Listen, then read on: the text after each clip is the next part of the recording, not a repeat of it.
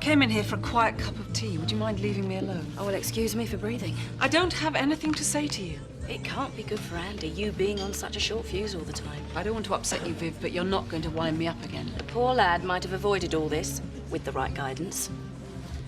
Andy is having a miserable time, but that is entirely down to you. You won't give him a chance to move on. And Donna won't be herself until that lad is removed from that school. Look, I don't have to listen to this.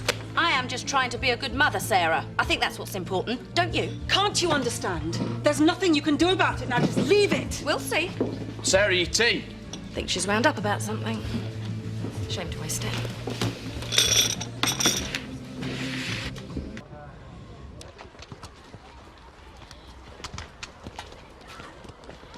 Do you mind if I sit with you?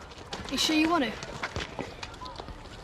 And you know it wasn't your fault what your dad did. I reckon I could have stopped him. Yeah, or I could have told someone about him. There's no point thinking like that. I spent a whole night after Dad died thinking that we should never have even left London. Maybe you shouldn't. I like being here. I can't imagine being in the city now. Oh, we should never left Churchill House. What's Churchill House? It's the flats on the estate where I used to live with my gran. Yeah, but it's nicer here, isn't it? None of them would have lasted 5 minutes on that estate. I wish I could help you sort things out. You best not sit next to me. They might start picking on you next.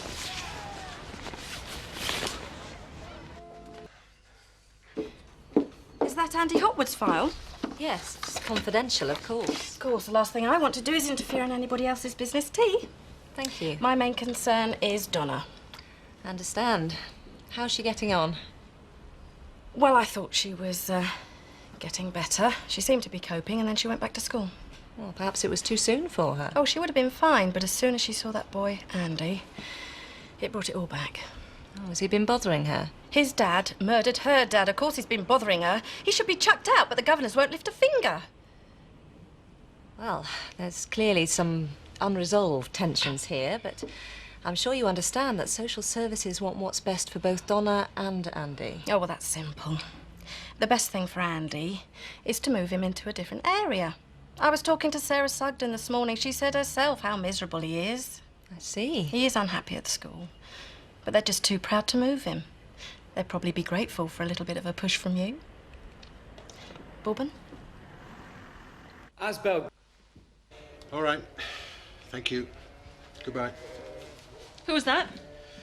That was a Miss Dooley from Social Services. She's coming over this evening to have a talk about Andy.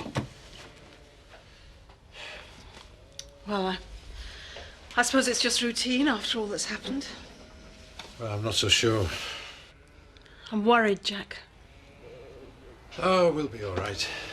Just have to look like perfect parents right now. Have a few things to do. Andy. Hiya. How was your day? Usual. Ah, right. See you later. So, do you want to tell me about it? Not really. Andy, I can just about put up with any of Viv Windsor's comments as long as I know you're not taking them to heart. Look, sit down. I'll get you a drink, and you and I are going to have a talk. Viv is highly strung, and frankly, Donna's no better. Any rational person would know that you were not to blame for Vic's death. Donna ain't blaming me. She's being nice.